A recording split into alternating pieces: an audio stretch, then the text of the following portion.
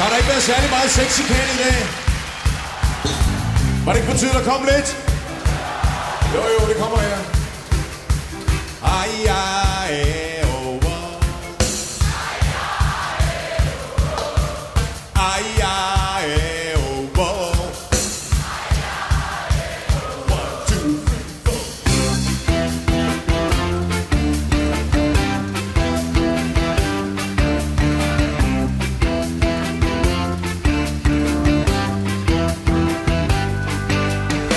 Jeg fik et job på et postkontor.